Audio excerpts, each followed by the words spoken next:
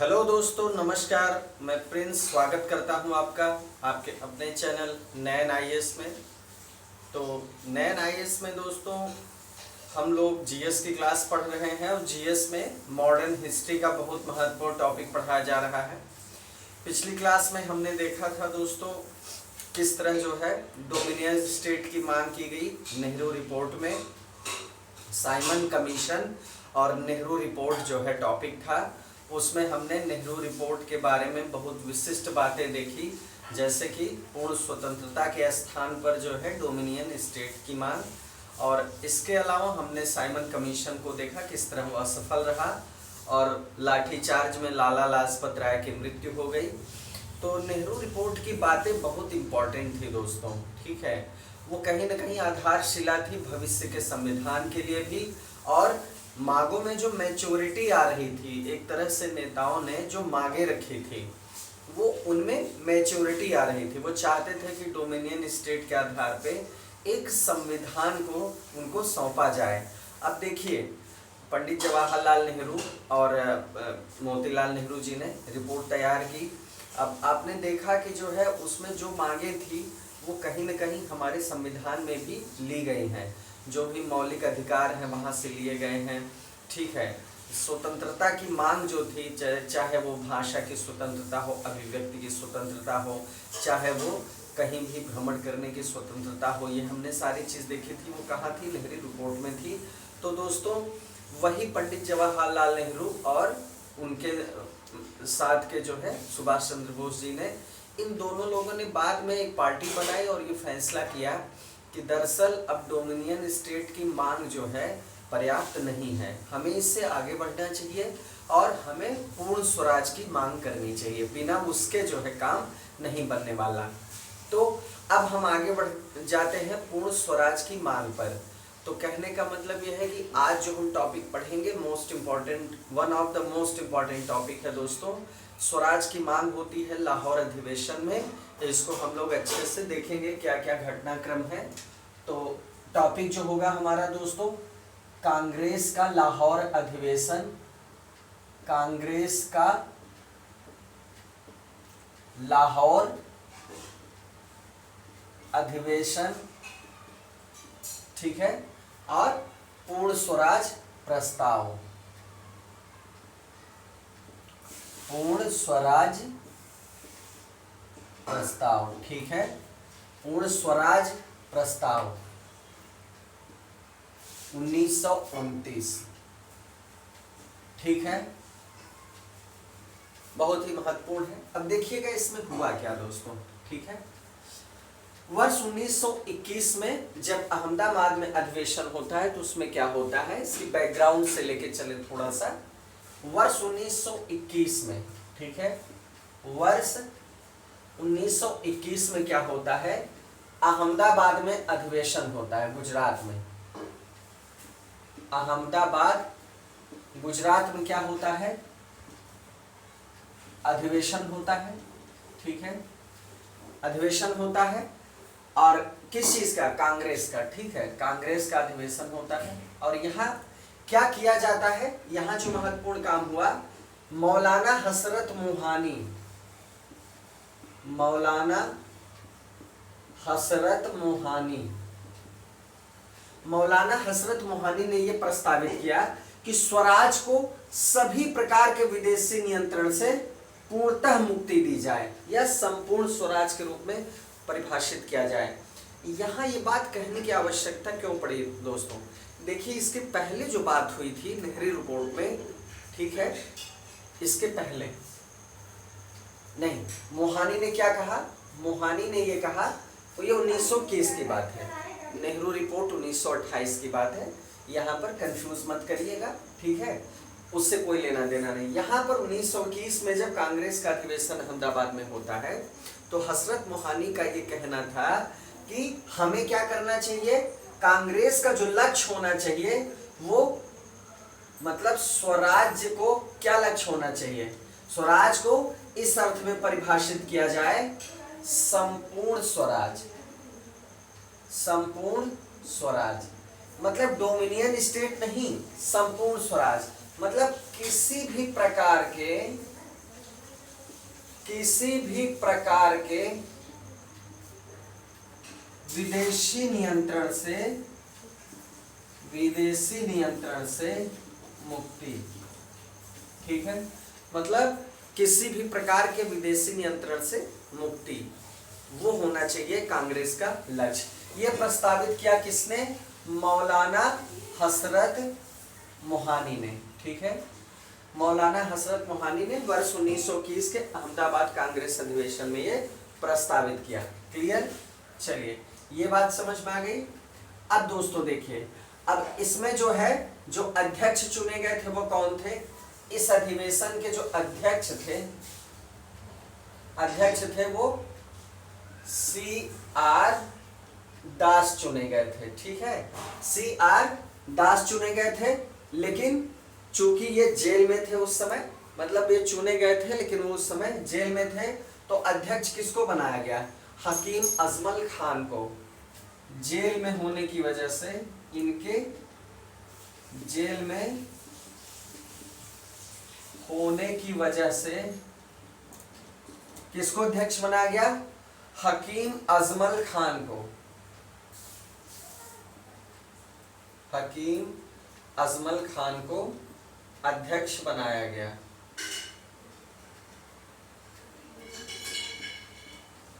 Clear हुआ?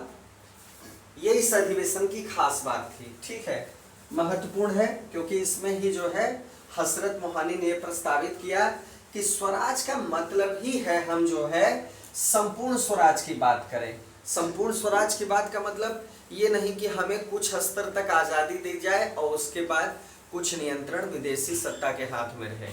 मतलब विदेशी नियंत्रण पूरी तरह से जो है मतलब खत्म हो जाना चाहिए। हमें संपूर्ण स्वराज, संपूर्ण स्वतंत्रता से कम किसी भी कीमत पे संतुष्ट नहीं होना है, ये इनका कहने का मतलब था। ठीक है, चलिए ये बात समझ लीजिए। इस अधिवेशन की प्रमुख बात थी अहमदाबाद अधिवेशन 1921 की। ठीक है, चलिए दोस्तों आगे बढ़ते हैं। इसके आगे बढ़ते हैं और देखते हैं कि क्या हुआ। अब इसके बाद जो है कांग्रेस का अधिवेशन होता है कलकत्ता में। कलकत्ता अधिवेशन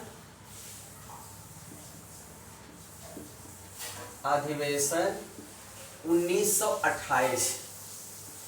1921 वाला अधिवेशन हमने अहमदाबाद वाला देखा, 1928 वाला ये हम क्यों देख रहे हैं क्रम से? दोस्तों यहाँ हम देख रहे हैं कि जो संपूर्ण स्वराज की जो मांग है वो सामने कहां से निकल के आ रही है। 1921 में हसरत मोहानी ने प्रस्तावित किया।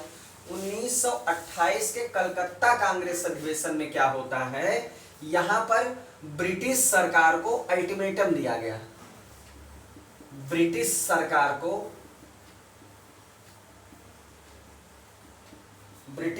को क्या दिया गया? अल्टीमेटम दिया गया। इस अधिवेशन में क्या अल्टीमेटम दिया गया कि या तो नेहरू रिपोर्ट 1 वर्ष में स्वीकार कर ले और या तो फिर कांग्रेस द्वारा किए जाने वाले भारी जन आंदोलन का सामना करे। मतलब ये चेतावनी दी गई। इस अधिवेशन में, कलकत्ता अधिवेशन 1928 में ब्रिटिश सरकार को सीधे चेतावनी दी गई कि या तो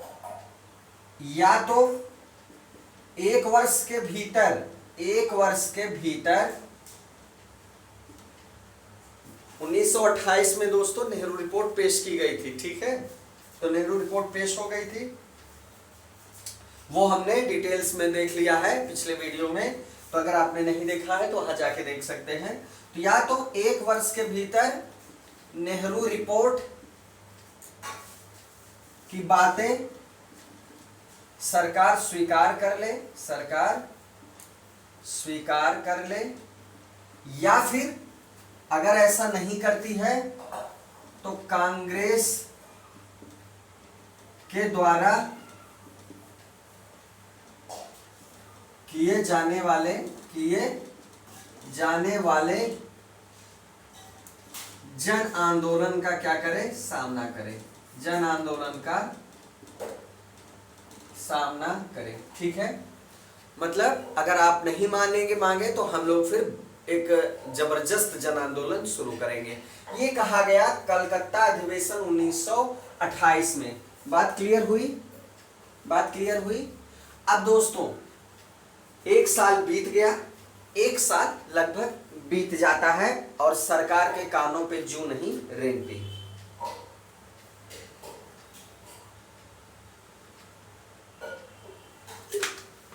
चलिए देखते हैं, जब निर्धारित समय में ब्रिटिश सरकार के कानों में जूं नहीं रेंगती है और वो बिना किसी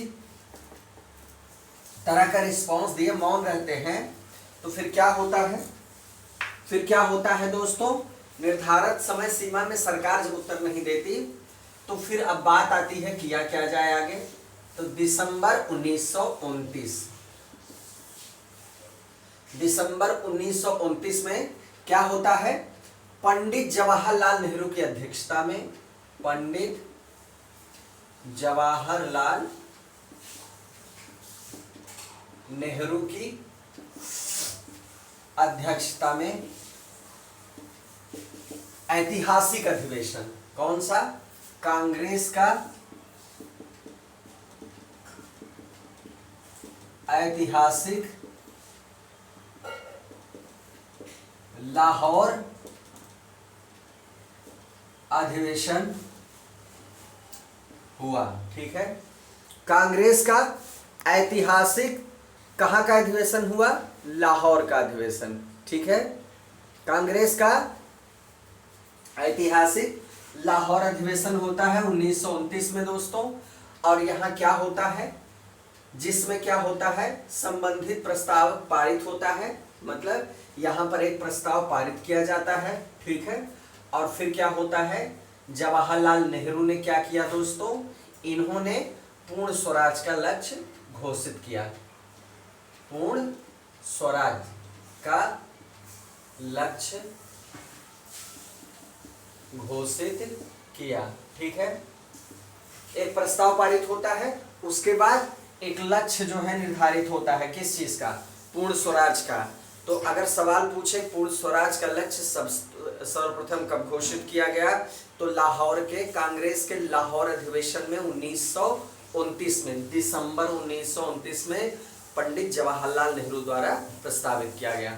ठीक है, बहुत इंपॉर्टेंट सवाल है, ये पूछा जाता है। ठीक है, चलिए अब दोस्तों क्या होता है? दिसंबर की ये बात है। ठीक है, ध्यान दीजिएगा, महीना भी ध्यान दीजिएगा। अब दोस्तों 31 दिसंबर 1929,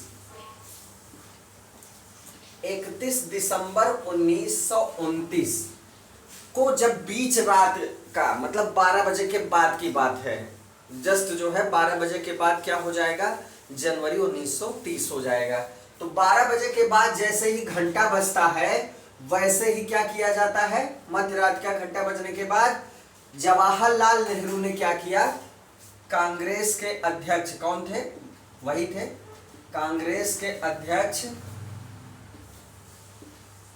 जवाहरलाल नेहरू ने क्या किया दोस्तों? बहुत ही महत्वपूर्ण काम किया। लाहौर में रावी नदी है, रावी नदी के तट पे झंडा फहरा दिया। ठीक है, रावी नदी के तट पर क्या करते हैं? भारतीय स्वतंत्रता का झंडा, भारतीय स्वतंत्रता का झंडा फहरा दिया। ठीक है, झंडा फहरा देते हैं। ठीक है, 31 दिसंबर 1929 की मध्य रात्रि के बाद। ठीक है, मतलब 1930 हो गया। ठीक है दोस्तों, चलिए बहुत ही महत्वपूर्ण है। अब इसके बाद क्या हुआ? अब जाहिर सी बात है 1930 हो गया, तो 2 जनवरी को एक निर्णय लिया गया। ठीक है, यहां पर तारीखें भी महत्वपूर्ण है दोस्तों, इसलिए याद रखिएगा। ठीक है, अब ये निर्णय लिया गया, कांग्रेस कार्य समिति ने ये निर्णय लिया, कांग्रेस कार्य समिति ने 2 जनवरी 1930 को यह निर्णय लिया, यह निर्णय लिया, क्या निर्णय लिया दोस्तों? यह निर्णय लिया कि 26 जनवरी 1930, 26 जनवरी 1930 को, ठीक है, क्या किया जाएगा? इस दिन को पूर्ण स्वराज दिवस के रूप में मनाया जाएगा। पूर्ण स्वराज दिवस के रूप में मनाया जाएगा। ये 2 जनवरी 1930 को डिसाइड हुआ कि 26 जनवरी 1930 का दिन पूर्ण स्वराज के रूप में मनाया जाएगा। और 26 जनवरी को प्रत्येक वर्ष, ये जो 26 जनवरी है, एक तो ये डिसाइड हुआ कि अभी जो 26 जनवरी 1930 का दिन आने वाला है, 2 जनवरी 1930 को लोग डिसाइड कर रहे हैं कि लगभग 24, हाँ, यहां से 24 दिन बाद जो दिन आएगा उसको हम लोग मिलके पूर्ण स्वराज दिवस के रूप में मनाएंगे। एक चीज तो ये डिसाइड हुई, और दूसरी चीज ये डिसाइड हुई कि 26 जनवरी को हर साल, मतलब प्रतिवर्ष 26 जनवरी को पूर्ण स्वाधीनता दिवस, पूर्ण स्वाधीनता दिवस के रूप में मनाया जाएगा। ठीक है, बात समझ में आई? मतलब 2 जनवरी 1930 को ये डिसीजन लेते हैं, 2 डिसीजन लेते हैं। एक तो कि जो 26 जनवरी 1930 आने वाला है उस दिन हम लोग पूर्ण स्वराज दिवस मनाएंगे, और दूसरी बात, इसके बाद हर वर्ष ये स्पेशल दिन होगा 26 जनवरी का, जिस दिन को हम लोग क्या मनाएंगे? पूर्ण स्वाधीनता दिवस। ठीक है, ये हर साल मनाया जाएगा। ये डिसाइड हुआ कांग्रेस कार्य समिति में। ठीक है, क्लियर हुआ? चलिए, बात क्लियर हो गई।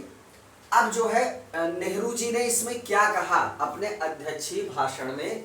नेहरू जी ने क्या कहा दोस्तों? इन्होंने कहा कि आज हमारा सिर्फ एक लक्ष्य है, स्वाधीनता का लक्ष्य, और हमारी स्वाधीनता क्या है? पूर्ण स्वतंत्रता। हमारी स्वाधीनता का मतलब क्या है? पूर्ण स्वतंत्रता है, और हमारा एकमात्र लक्ष्य है स्वाधीनता। ठीक है, ये कहा अध्यक्षीय भाषण में पंडित जवाहरलाल नेहरू ने। ठीक है, चलिए दोस्तों आगे बढ़ते हैं।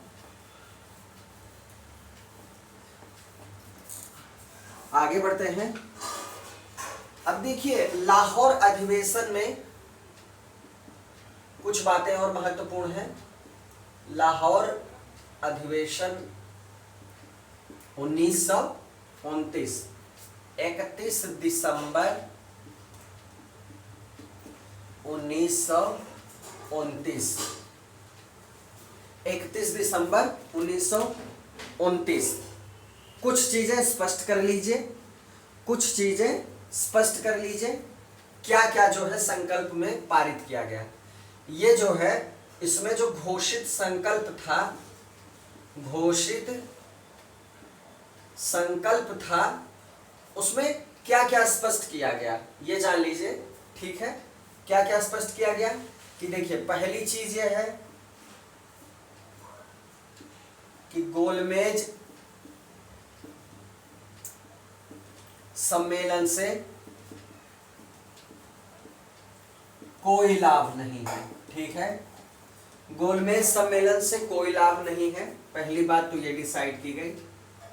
दूसरी चीज नेहरू कमेटी की,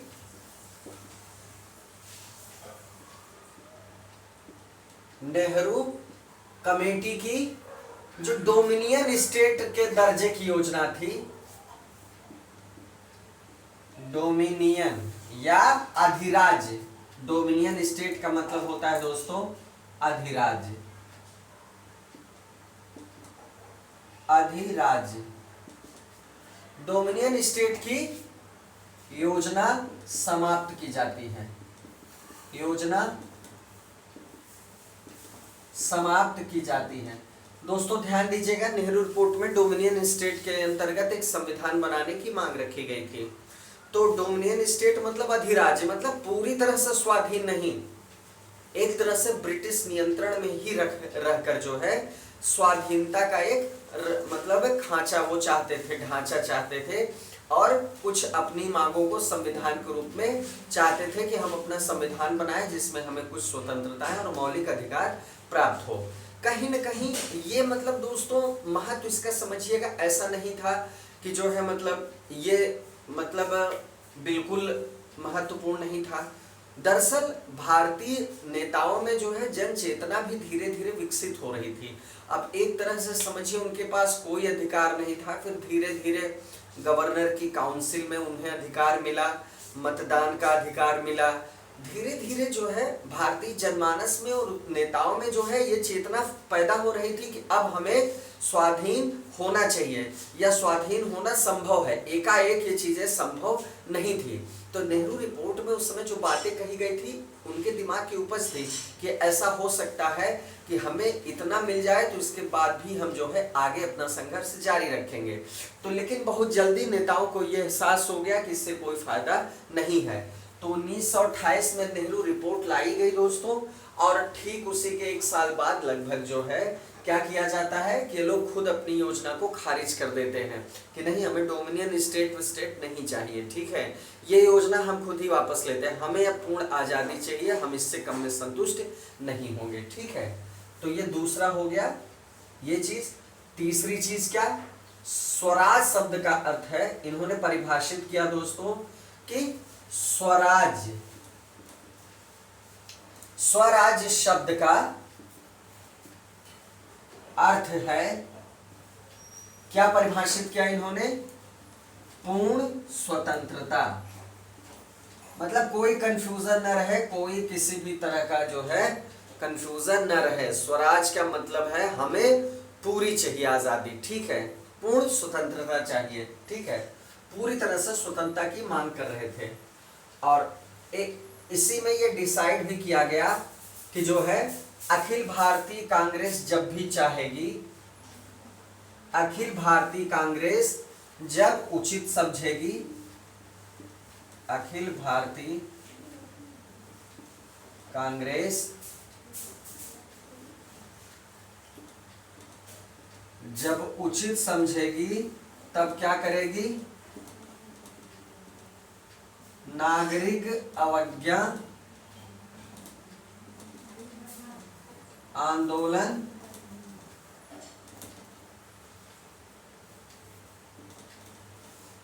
मतलब देखिए किस स्थिति में कांग्रेस पहुंच चुकी है, वो चैलेंज दे रही है।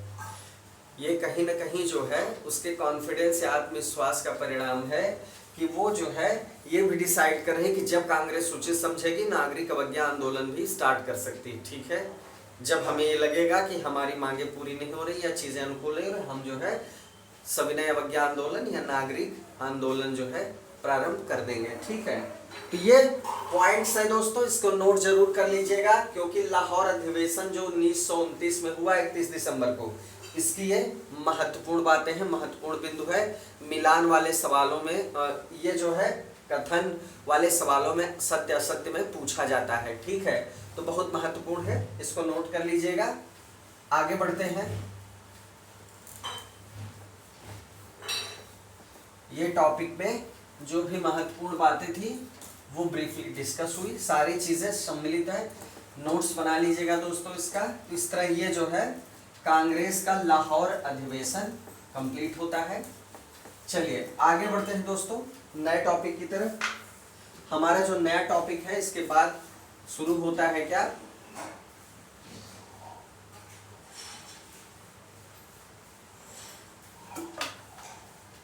यहां शुरू होता है इसके बाद सविनय अवज्ञा आंदोलन।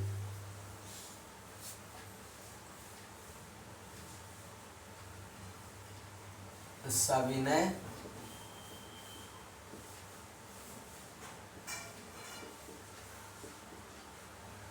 अवज्ञा आंदोलन। अब शुरू होता है सविनय अवज्ञा आंदोलन। चलिए सविनय अवज्ञा आंदोलन की पृष्ठभूमि तो आपको जस्ट पता ही हो गई। लास्ट वाला जो पॉइंट था लाहौर अधिवेशन वाला, उसमें ये कहा गया कि कांग्रेस जब उचित समझेगी सविनय अवज्ञा आंदोलन या नागरिक अवज्ञा आंदोलन प्रारंभ कर सकती है। ठीक है, ये बात तो क्लियर हो ही गई थी।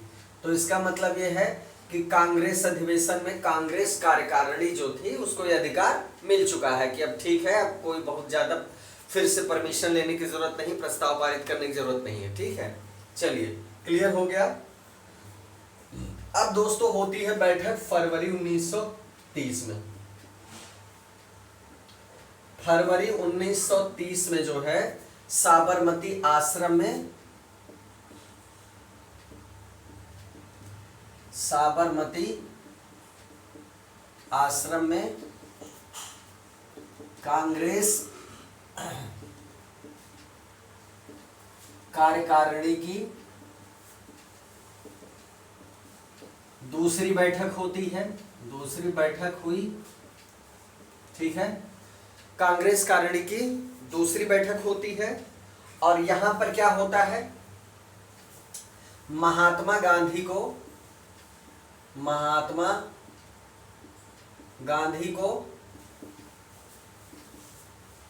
आंदोलन का नेतृत्व सौंपा गया। महात्मा गांधी को आंदोलन का नेतृत्व सौंपा जाता है कि आप सविनय अवज्ञा आंदोलन का नेतृत्व करें। ठीक है, क्लियर हुआ। चलिए अब आता है 12 मार्च 1930 का दिन। 12 मार्च 1930 का दिन आता है दोस्तों। इस दिन क्या होता है, गांधी जी ने अपना प्रसिद्ध दांडी मार्च प्रारंभ किया। महात्मा, बहुत ही महत्वपूर्ण है दांडी मार्च, प्रश्नों के मामले में बहुत ही महत्वपूर्ण है। तो 12 मार्च 1930 को महात्मा गांधी ने ऐतिहासिक दांडी मार्च प्रारंभ किया। ठीक है, दांडी मार्च प्रारंभ किया। ठीक, क्लियर हुआ। चलिए दांडी मार्च जो है ये शुरू करते हैं और कहां से, साबरमती आश्रम। साबरमती आश्रम कहां था दोस्तों, अहमदाबाद में। साबरमती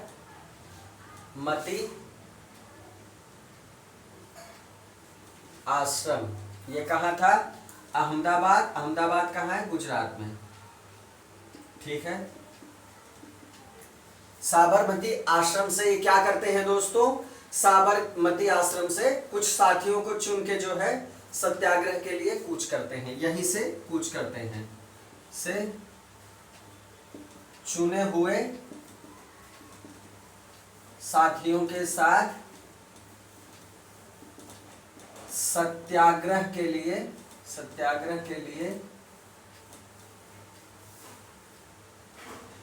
कूच किया। ठीक है, सत्याग्रह के लिए क्या किया दोस्तों, कूच किया या वहां से जो है चल पड़े। अब ये जो है पहुंचते हैं दांडी में दोस्तों कितने दिन की यात्रा के बाद, आइए देखते हैं।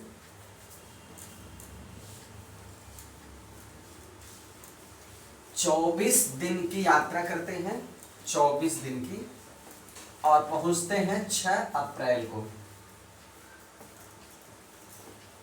ठीक है, 24 दिनों की यात्रा, सोचिए पैदल यात्रा। 24 दिनों की यात्रा के पश्चात 6 अप्रैल 1930, ये भी तिथि याद रखिएगा दोस्तों, महत्वपूर्ण है। 6 अप्रैल 1930 को दांडी में सांकेतिक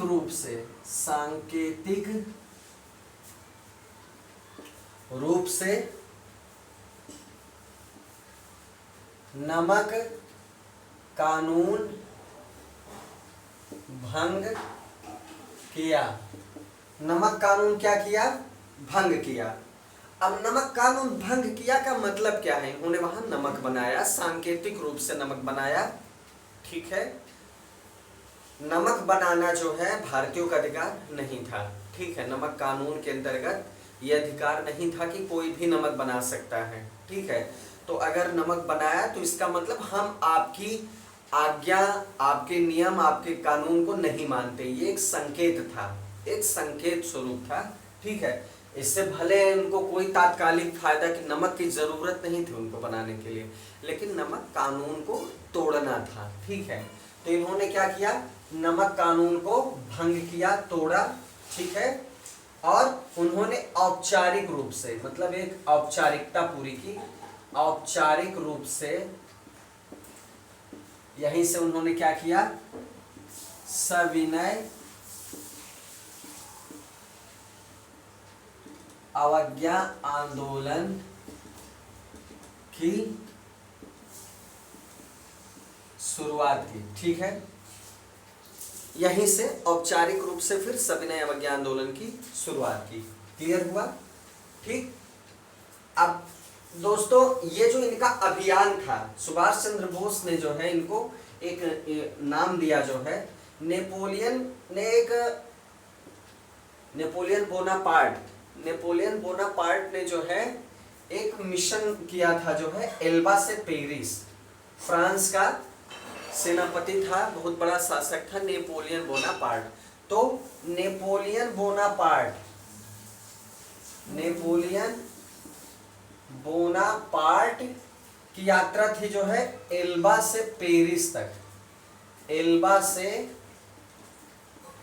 पेरिस तक की जो यात्रा थी दोस्तों, एल्बा से पेरिस तक की यात्रा थी नेपोलियन बोनापार्ट की, ठीक है। तो इस अभियान से तुलना की जो है किसने? सुभाष चंद्र बोस ने महात्मा गांधी के इस दांडी मार्च की या इस आंदोलन की तुलना किससे की? नेपोलियन बोनापार्ट के एल्बा से पेरिस तक के अभियान से, ठीक है। क्लियर हुआ? चलिए, ठीक है।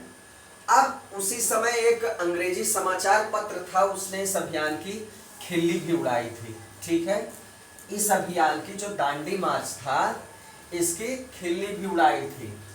जाहिर सी बात है, अंग्रेजी समाचार पत्र था तो वो जो है प्रशंसा तो करने से रहा। तो उसने जो है महात्मा गांधी जी के इस अभियान की खिल्ली उड़ाते हुए क्या कहा था दोस्तों?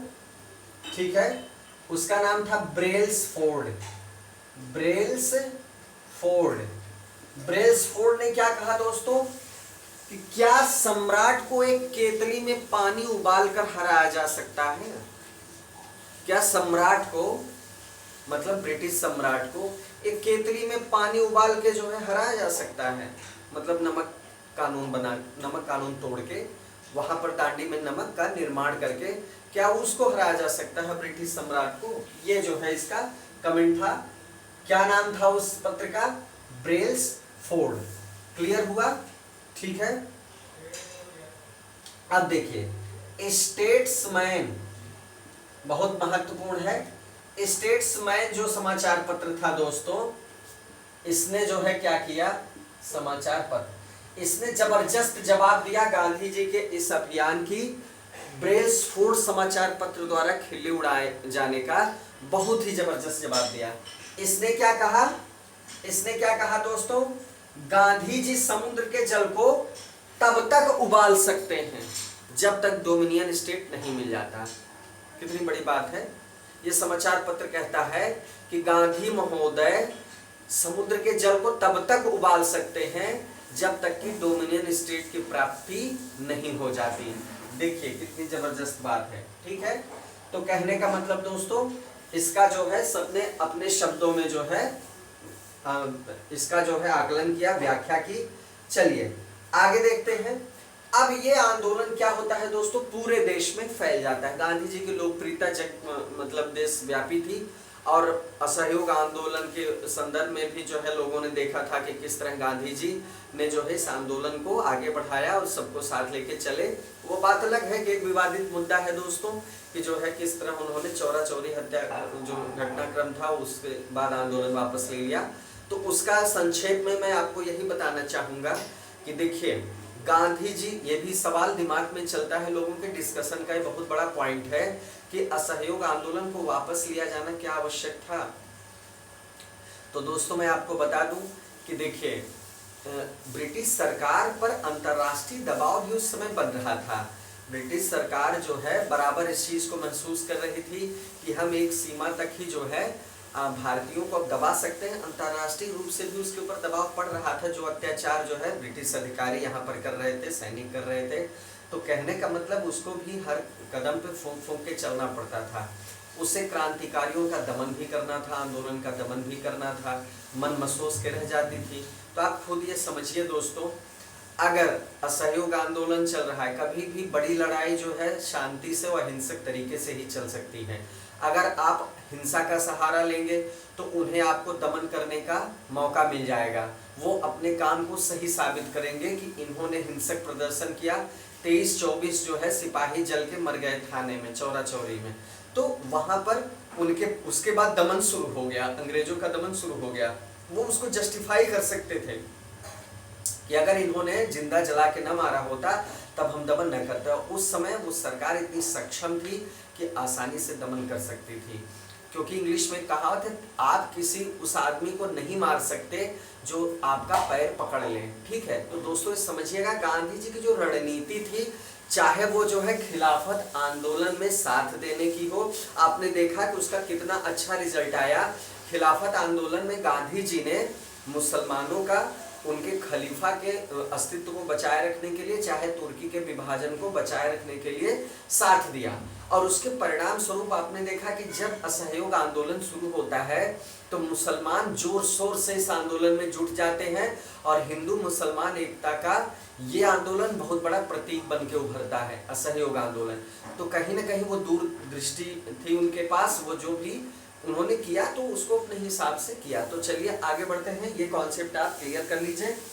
अब यहाँ पर क्या होता है सविनय अवज्ञा आंदोलन में, यहाँ पर दोस्तों ये आंदोलन पूरे देश में फैल जाता है। ठीक है, पूरे देश में फैल जाता है सविनय अवज्ञा आंदोलन। ठीक है, अब आगे क्या होता है, आगे क्या होता है दोस्तों, अब यहाँ पर इन्हीं को अनुसरण करते हुए क्या होता है, ये भी प्रश्न पूछा है दोस्तों, ध्यान दीजिएगा। तमिलनाडु में क्या होता है, कौन सा तट होता है, तंजौर तट। तमिलनाडु में तंजौर तट पर क्या होता है, श्री राजगोपालाचारी, श्री राजगोपालाचारी, ये स्वतंत्र भारत के प्रथम और अंतिम भारतीय गवर्नर जनरल भी थे। ठीक है, इनको मैंने पढ़ाया है। ठीक है, इन्होंने क्या किया, इन्होंने भी नमक यात्रा की, कहां से, तिरुचेनगोड से, ये आश्रम था दोस्तों, तिरुचेनगोड जो है आश्रम था। ठीक है, इस आश्रम से त्रिचिरापल्ली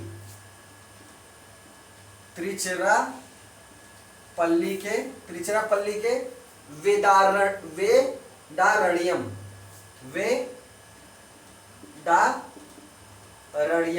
ठीक है, तिरुचेनगोड आश्रम ये तमिलनाडु में था।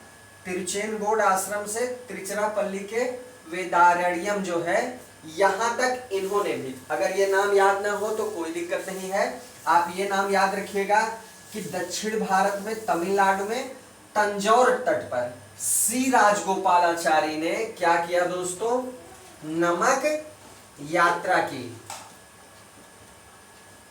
और ये क्या थे दोस्तों, ये क्या थे, ये बहुत बड़े गांधीवादी नेता थे, गांधीवादी नेता थे। तो जाहिर सी बात है उनका अनुसरण करते हुए तमिलनाडु में तंजौर तट पे इन्होंने जो है एक नमक यात्रा वहाँ भी की, ठीक है। तो ये भी बहुत महत्वपूर्ण है। तो इस तरह हमने देखा दोस्तों, दांडी यात्रा देखा हमने और किस तरह सविनय अवज्ञा आंदोलन प्रारंभ होता है, उसकी पृष्ठभूमि देखी और आगे की चीजें दोस्तों। और कुछ नए टॉपिक के साथ हम मिलेंगे अगले वीडियो में। तो आज के वीडियो के लिए दोस्तों इतना ही, मिलते हैं नेक्स्ट वीडियो में। जय हिंद।